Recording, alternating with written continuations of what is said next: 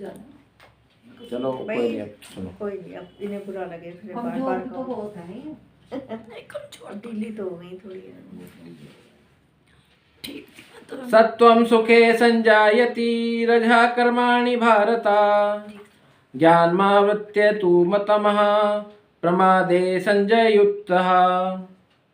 हे भरतपुत्र, सतोगुण मनुष्य को सुख से बांधता है, रजोगुण सकाम कर्म से बांधता है और तमोगुण मनुष्य के ज्ञान को ढककर उसे पागलपन से बांधता है। ये बस सोनू को बुला ले शाम को।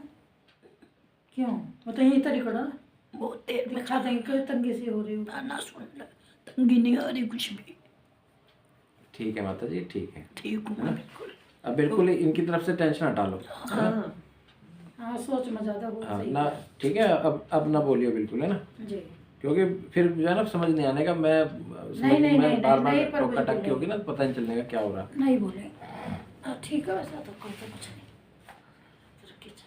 तो हे भरतपुत्र, सतोगुण मनुष्य को सुख में बांधता है। अब मैंने बताया था ना कि ये जो है 3 प्रकार की चैन है। सबसे पहली सतोगुण क्या है? सोने की चैन है। सोने की चैन का मतलब क्या होता है?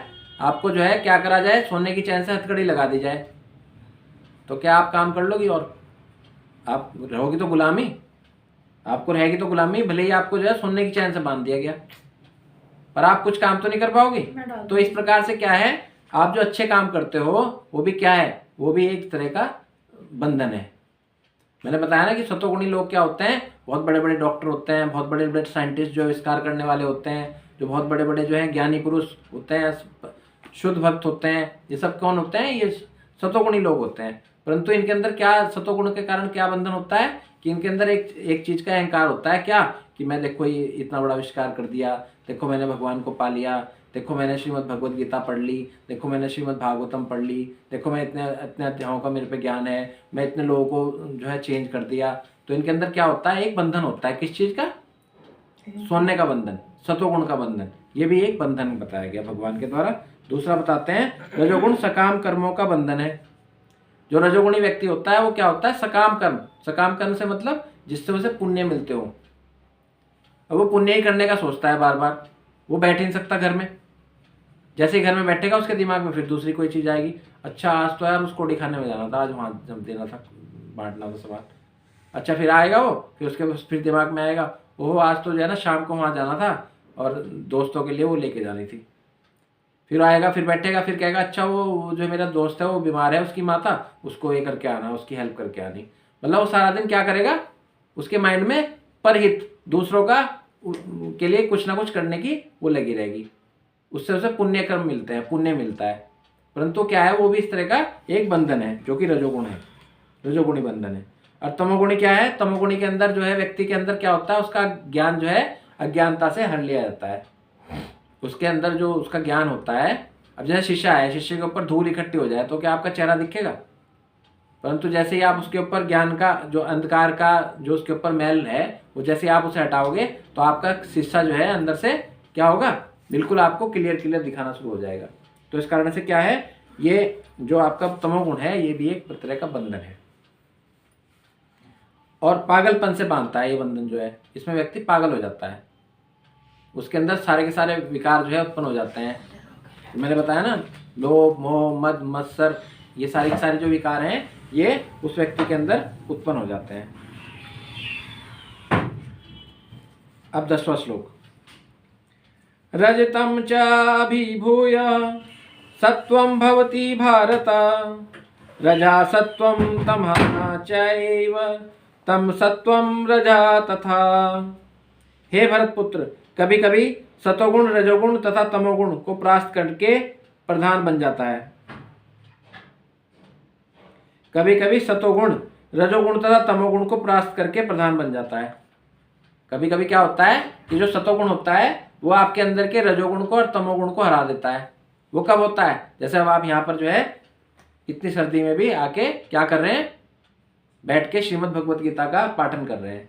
तो इसका मतलब क्या हुआ, इस टाइम आप सत्वगुण में हैं और आपके रजोगुण और तमोगुण पे आपने क्या कर रखी है, विजय पा रखी है। नहीं तो आप क्या करते घर में, या तो अपनी रजाई में बैठे हुए होते, या बैठ के आप क्या कर रहे होते, टीवी देख रहे होते, या आप मोबाइल देख रहे होते, या कुछ खाना बना के खा रहे होते।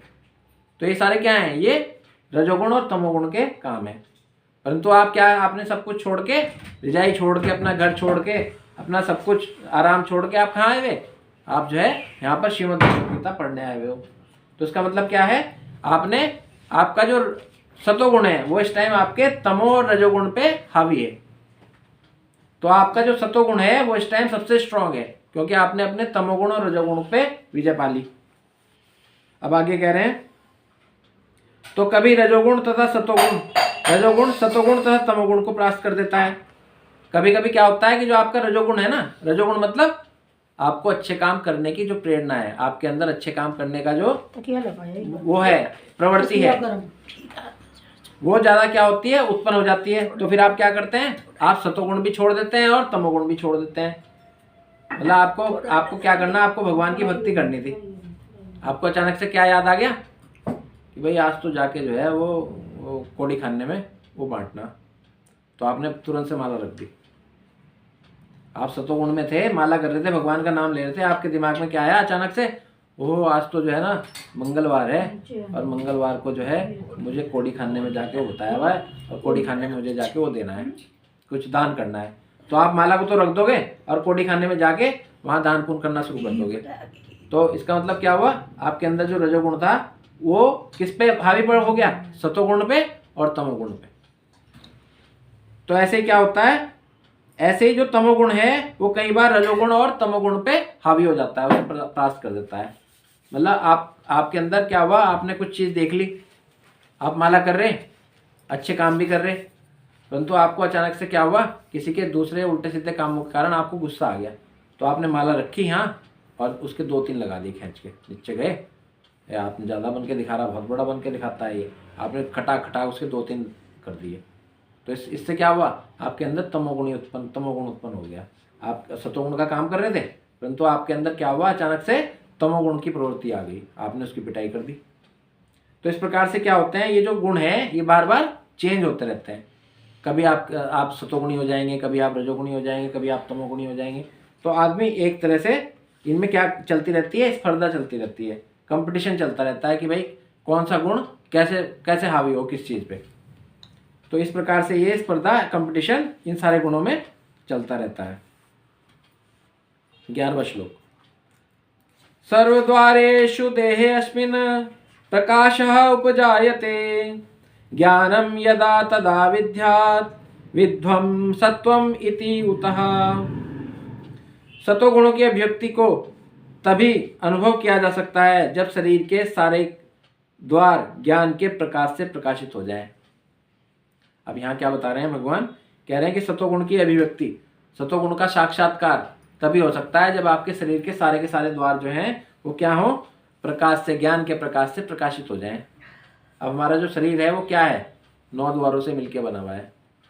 हमारे शरीर में कितने द्वार हैं, 9 द्वार हैं, है ना। जैसे 2 आँखें, 2 नाक के नथुने, 1 मुख, 2 ये कान के जो छिद्र हैं, 2 कान, है ना, 1 मलमूत्र का जो द्वार है। इस तरीके से हमारे शरीर में कितने हैं, 1 नाभि होगी, ये 9 द्वार हैं। तो भगवान ये कह रहे हैं कि यदि ये कि 9 के 9 द्वार जो है, शरीर के सारे द्वार ज्ञान के प्रकाश से प्रकाशित हो जाएं, ज्ञान के प्रकाश से प्रकाशित हो जाएं, इसका मतलब क्या है कि हमारे जो सारी की सारी इंद्रियां हैं, ये हमारी इंद्रियां ही तो हैं, जो द्वार हैं क्या हैं, ये हमारी इंद्रियां हैं ना, ये सारी की सारी भगवान के काम में लग जाएं। तो सारे के सारे जो ज्ञान जो छिद्र हैं, जो सारी की सारी इंद्रियां क्या होंगी, ये भगवान के ज्ञान के, जैसे ही भगवान का ज्ञान आएगा आपके अंदर तो ये क्या हो जाएगा, ये प्रकाशित हो जाएंगी। किससे, ज्ञान से। तो ये कोई भी गलत कार्य जो है ये इंद्रियां नहीं करेंगी।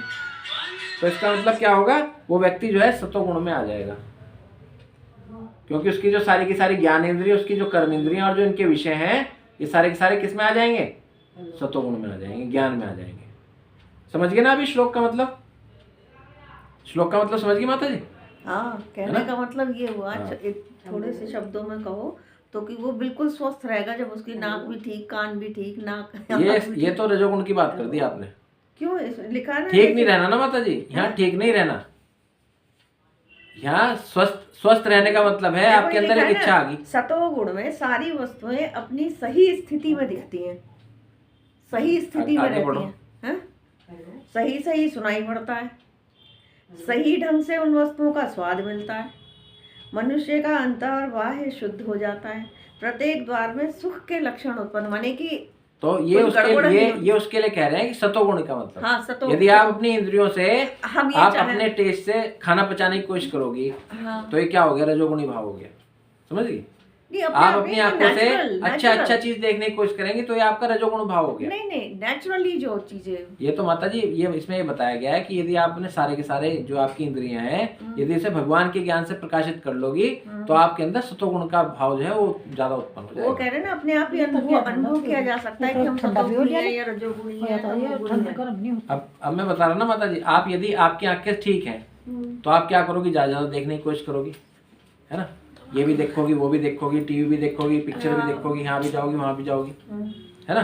तो अब स्वस्थ है आंखें तो क्या करोगी, सारा दिन इन्हें उल्टी सीधी चीजों में लगाओगी तो आप फिर तमोगुण में कैसे आओगे, मतलब आप सतोगुण में कैसे आओगी, आप तो रजोगुण में ही चली जाओगी ना, फिर तमोगुण में चली जाओगी। अच्छा ज्ञान के प्रकाश से प्रकाशित, हाँ, इसका मतलब यह है कि आप अपने जो है अपनी चीजों सारी की का सारी प्रयोग इंद्रियों ज्ञान को के लिए। ज्ञान के लिए प्रयोग करो, भगवान ज्ञान की के लिए। प्राप्ति के लिए प्रयोग करो, तभी आप जो है सतोगुण में जाओगी, नहीं तो आप रजोगुण और तमोगुण में रहोगी। समझ गए ना श्लोक का मतलब। तो अपनी जो इंद्रियां हैं, जो अपने 10 द्वार हैं, उन इंद्रियों को भगवान के ध्यान में लगाना पड़ेगा आपको, तब जाके जो है आपको क्या होगा, सतोगुण की अभिव्यक्ति होगी। फिर क्या कह रहे हैं अगले श्लोक में,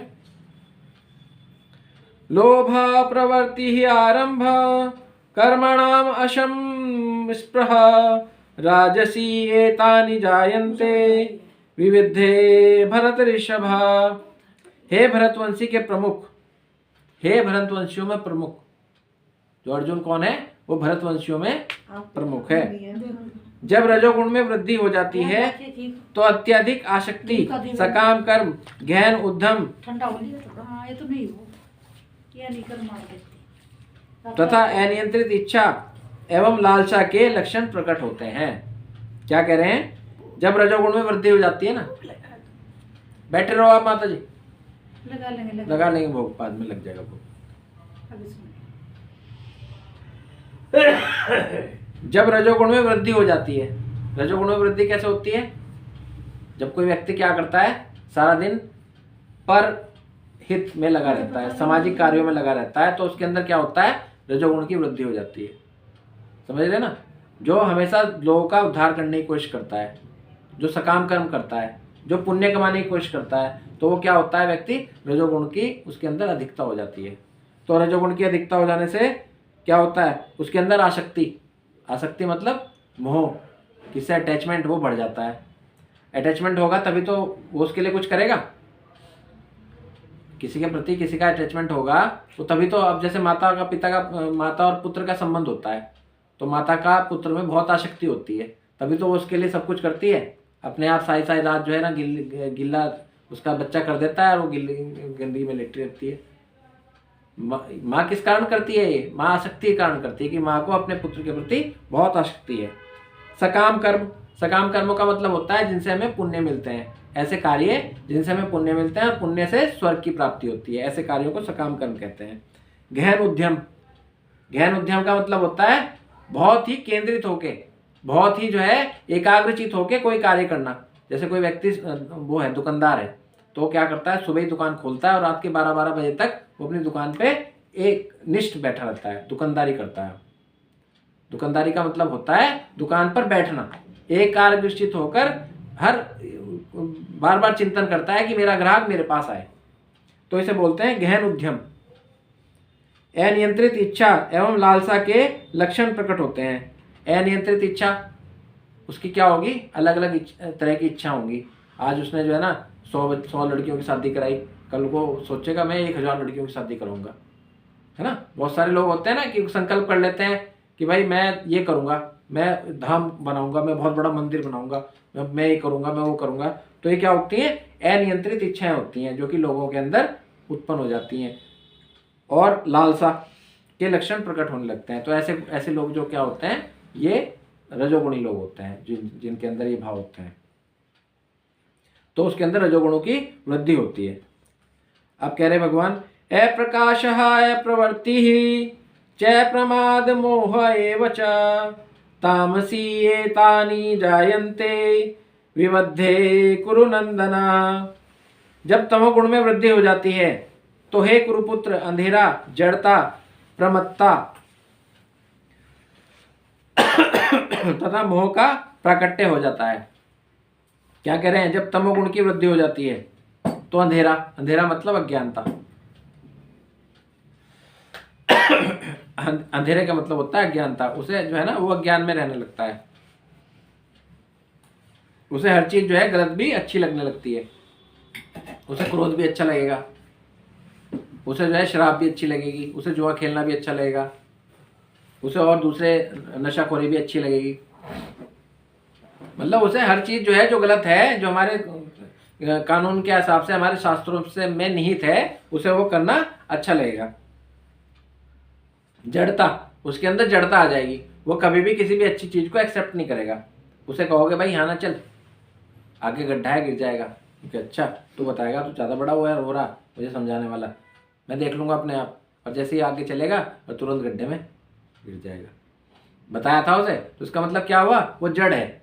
उसे किसी भी अच्छाई का और अज्ञान, किसी के द्वारा बताई गई बात का कोई वो नहीं है। वो अपने को सर्वोपरि मानता है। प्रमत्ता तथा मोह का प्रकट्य होता है। और जो तमोगुणी व्यक्ति होता है उसके अंदर क्या होता है? मोह कूट कूट के भरा हुआ होता है। मोह के वशीभूत होकर वो ऐसे ऐसे जघन्य पाप कर देता है जो कोई कर नहीं सकता। केवल किसमें? अज्ञानता कारण, मोह में आकर। तो मोह बहुत बहुत खतरनाक चीज है। तो इस प्रकार से जो है तमोगुणी व्यक्ति अज्ञानता कारण ये सारी की सारी एक्टिविटीज करता है। 14वां श्लोक। यदा सत्वे प्रवर्धे तु प्रलयं याति देहभृता तदा उत्तम विदाम लोकान अम्लान प्रतिपदे पघ्यते। जब कोई सतोगुण से मरता है तो उसे महर्षि के विशुद्ध उच्चतर लोकों की प्राप्ति होती है। अब भगवान क्या बता रहे यहाँ पर? यदि कोई व्यक्ति सतोगुण में रह रहा है, सतोगुण के काम कर रहा है, सतोगुण के लोग का मैंने बताया ना आपको, जो बहुत बड़े बड़े लर्निड लोग हैं, जो बहुत अच्छे अच्छे काम करते हैं, जो भगवान की भक्ति करते हैं, जो भगवान श्रीमद् भगवद गीता के बताए हुए अपना जीवन का नियम अनुसार अपना जीवन यापन करते हैं, है ना, जो इस संसार के लिए बहुत अच्छे अच्छे काम करके जाते हैं, जैसे साइंटिस्ट हैं, बहुत बड़ी बड़ी रिसर्च करते हैं, उससे बहुत मानव जाति जो है बेनिफिट उठाती है।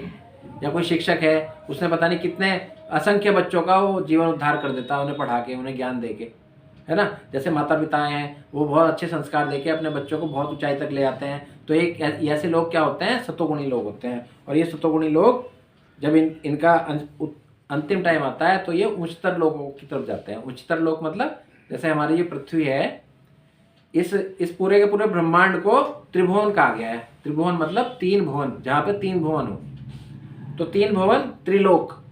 तो एक लोक तो हमारी पृथ्वी है, इसे मृत्यु लोक बोलते हैं। इसके ऊपर के जो लोक हैं उनको एक लोक बोलते हैं, और इनके जो नीचे के जो लोक हैं उन्हें एक लोक बोलते हैं। तो ऊपर तो जो है ना स्वर्ग लोक, महर लोक, आपका जनलोक, आपका स्वर्ग लोक, आपका जो है ब्रह्मलोक, आपका साकेत लोक, साकेत धाम, ये सारे के सारे कहाँ हैं? ये उच्चतर लोक हैं, पृथ्वी से ऊपर के और लोक हैं। और पृथ्वी से नीचे के जो लोक हैं वो उनमें आते हैं तल, अतल, सुतल, वितल, तलातल, रसातल, पाताल। ये सारे के सारे लोग कहाँ के? ये इस पृथ्वी से नीचे के लोग हैं। तो ये सारे के सारे क्या हैं? ये 3 भुवन हैं। तो इन 3 भुवनों में क्या है? 3 भुवनों में जो ऊपर के, पृथ्वी से ऊपर के जो लोग हैं उन्हें उच्चतर लोक कहा गया है, जिसमें सबसे ऊपर भगवान का गोलोक वृंदावन धाम है। बहुत सारे बैकुंठ हैं।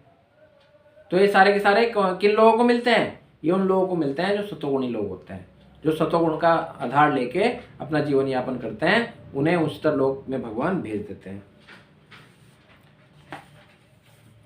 15वां श्लोक। रज्जसी प्रलयं गत्वा कर्म संगीषु जायते तथा प्रलीन तमसी मुखयोनिषु जायते। जब कोई रजोगुण में मरता है तो वह सकाम कर्मियों के बीच में जन्म ग्रहण करता है और जब कोई तमोगुण में मरता है तो वह पशु योनियों में जन्म धारण करता है। तो भगवान यहाँ कह रहे हैं जब कोई रजोगुण में मरता है ना, जो रजोगुणी व्यक्ति होता है, रजोगुणी व्यक्ति का मतलब क्या होता है, जो सकाम कर्मों को सर्वोपरि रखता है, जो सकाम कर्म करते हुए अपना जीवन यापन करता है। सकाम कर्म का मतलब बताया था ना मैंने, जो परहित लोगों के फायदे के लिए जो काम करता है, जो पुण्य कमाने के लिए जो कार्य करता है, वो होता है रजोगुण। जो रजोगुण में व्यक्ति जन्म लेता है वो क्या होता है, वो स्वर्ग में जाता है और स्वर्ग लोक में स्वर्ग भोगने के बाद वो अपने ही परिवार में दोबारा से आकर जन्म ले लेता है, मनुष्य रूप में आकर। तो उसका जन्म क्या होता है, दोबारा से मनुष्य रूप में अपने ही संगियों, अपने ही जो अपने उसका परिवार था उसी के अंदर वो आकर जन्म ले लेता है। परंतु जो कोई व्यक्ति जो है तमोगुण में मरता है, जिसके अंदर तमोगुण की महत्ता ज़्यादा होती है, अधिकता ज़्यादा होती है तमोगुण की, वो व्यक्ति क्या होता है, पशु योनि में जन्म लेता है। वो इस पृथ्वी के जो नीचे के लोक हैं उन लोकों में जाकर अपना जीवन यापन करता है। उसकी जो गति होती है वो ऊर्ध्व गति नहीं, निम्न लोकों की सैर करता है वो। तो ऐसे तमोगुणी व्यक्ति का जन्म उसे पशु योनि में धारण करना पड़ता है।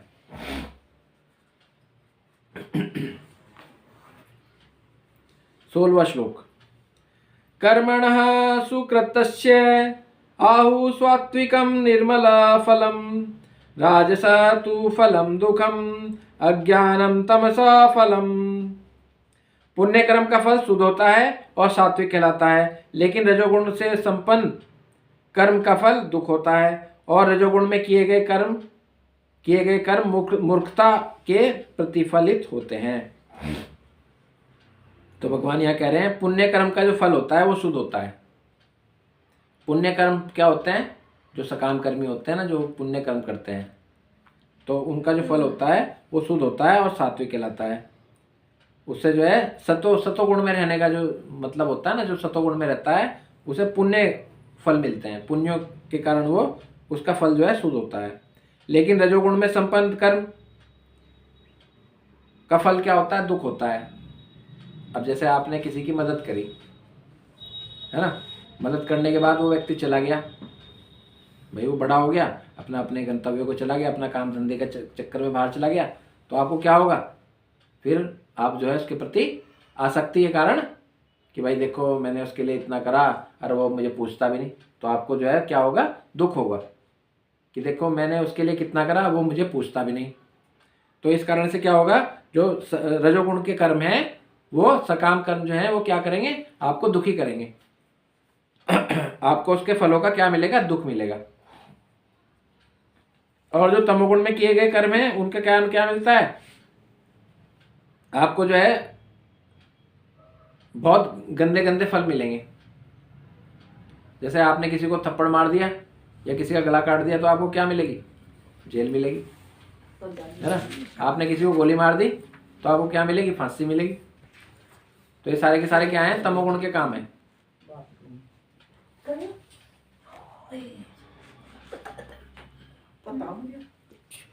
तो ये सारे के सारे क्या हैं, तमोगुणी कर्म हैं। इसके कारण क्या मिलता है, आदमी को दूसरी गलत चीजें मिलती हैं।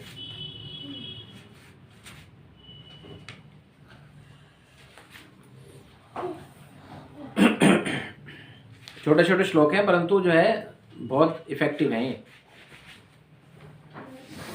अच्छा, जो प्रभु जी ने बताया कि मतलब जो हमने बहुत अच्छे अच्छे कर्म करे, बहुत करे, लेकिन हम स्वर्ग लोक तक ही पहुँचेंगे और वहाँ से फिर प्रतिफल। हाँ, यदि आपने जो है ना सकाम कर्म किए तब, सकाम कर्म किए, मतलब अच्छे कर्मों में बहुत सारे कर्म आते हैं ना। आपने एक अच्छे कर्म में भगवान का नाम भी आता है, एक अच्छे कर्म में आपने अपने परिवार की सेवा करी, आपने गरीबों की सेवा करी, आपने बहुत सारी लड़कियों का जो है शादी करा दी, आपने जो है ना मंदिर बनवा दिया, आपने जो है धर्मशालाएं बनवा दी, आपने जो है बहुत सारे कोड़ियों को खाना खिला दिया, आपने भूखों को खाना खिला दिया, है ना, गरीबों की मदद कर दी। तो ये भी कर्म होते हैं।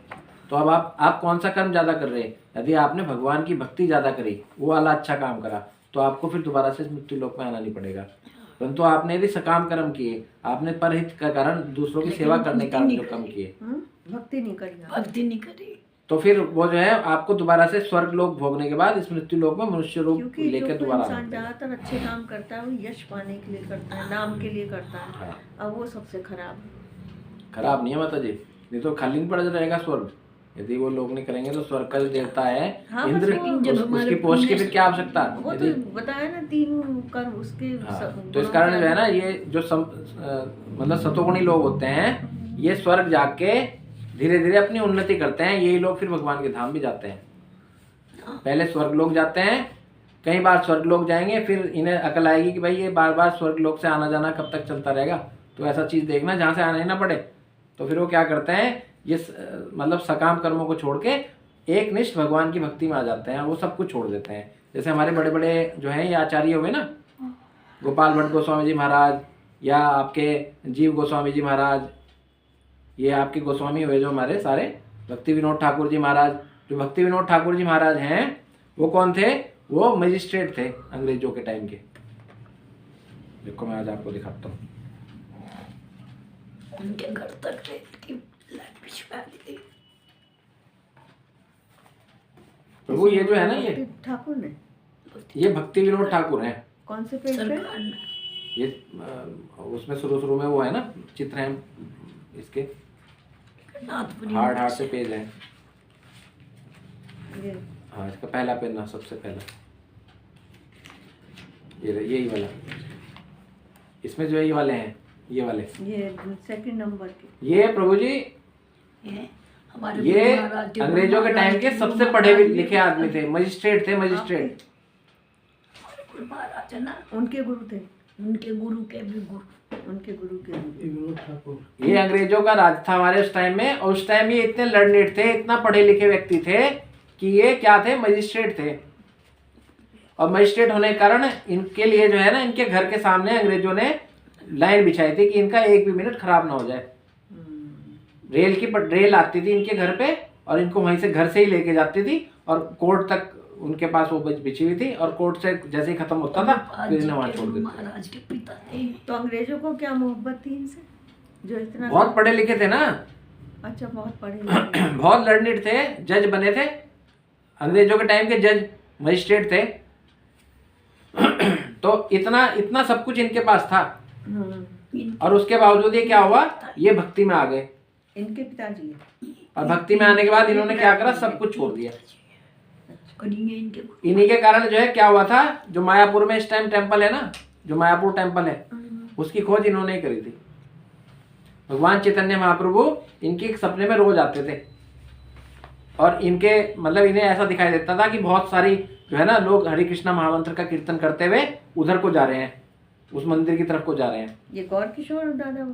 ये नहीं, ये वाले, ये भक्ति विनोद ठाकुर जी महाराज जो है ना, ये भक्ति विनोद ठाकुर जी महाराज को रोज स्वप्न में आते थे भगवान, दिन में भी आते थे स्वप्न। भक्ति सिद्धांत सरस्वती चैतन्य महाप्रभु जो है कीर्तन करते हुए इन्हें रोज नजर आते थे।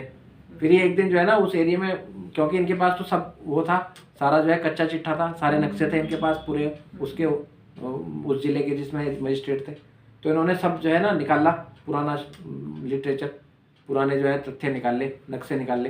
तो उसमें फिर इन्होंने जो है पूरी जांच करके वो ढूंढी जगह जहाँ चैतन्य महाप्रभु का जन्म हुआ था। आज से 550 वर्ष पूर्व जो भगवान चैतन्य आए थे ना यहाँ पृथ्वी पे आए थे, बंगाल में नवदीप धाम में, तो वहाँ का पता निकाला इन्होंने, मजिस्ट्रेट ने, इन्होंने भक्ति विनोद ठाकुर जी महाराज ने। और फिर जो है इन्हें गौर किशोर बाबा जी महाराज ये 120 साल की अवस्था में इनके हाथ पैर बेकार हो गए थे, ये बैठे रहते थे एकदम, चल फिर नहीं सकते थे। मतलब 120 साल की अवस्था थी इनकी गौर किशोर बाबा जी महाराज की। ये किसी से थे इनके बस। गौर किशोर तो ये नीचे वाले जो है ना आपके, इनके ये जगन्नाथ बाबा जी महाराज जो है ना ऊपर वाले, हाँ, ये जगन्नाथ बाबा जी महाराज जो हैं ये 120 साल की उम्र तक जिए। अच्छा।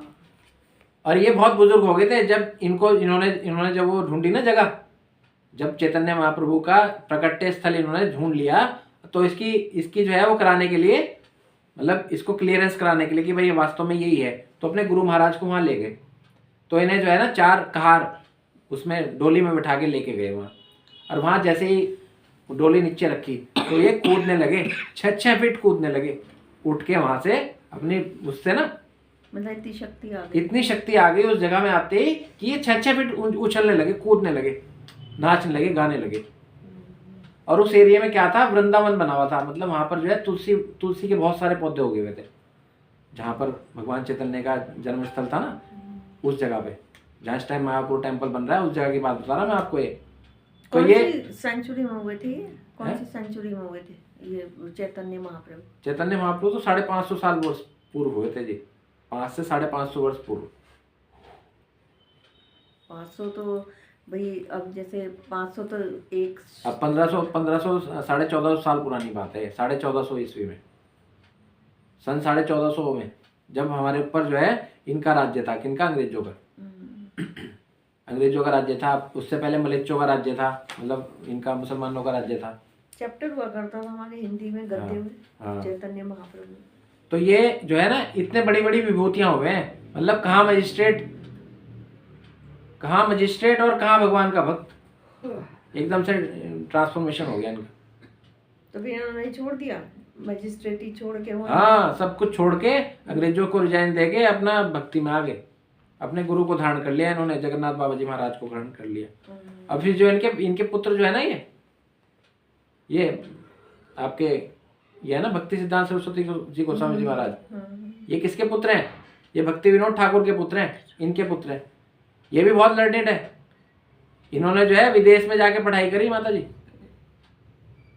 उस टाइम में विदेश में जाके इन्होंने पढ़ाई करी थी। प्रभुपाद जी के गुरु महाराज हैं। और प्रभुपाद जी के गुरु महाराज हैं, जो ये प्रभुपाद जी है ना हमारे ये वाले, इनके गुरु महाराज हैं कौन? ये भक्ति सिद्धांत सरस्वती जी गोस्वामी जी महाराज, इनके द्वारा इन्होंने जो है मतलब दीक्षा ली। एक बार जगन्नाथ यात्रा निकल रही थी, ये छोटे से थे, तो महाराज से लेके गए माला, उनके तार इनके गले में पड़ी थी आकर। प्रभुपाद जी के नहीं, इनके अच्छा, छोटे से बच्चे के। अच्छा, जब ये छोटे थे। हाँ। तो हमारे जो इस्कॉन में जो आप ये जो 6 गोस्वामी है ना माता जी, इसमें 6 गोस्वामी, मैं आपको दिखाता हूँ, 6 गोस्वामी है।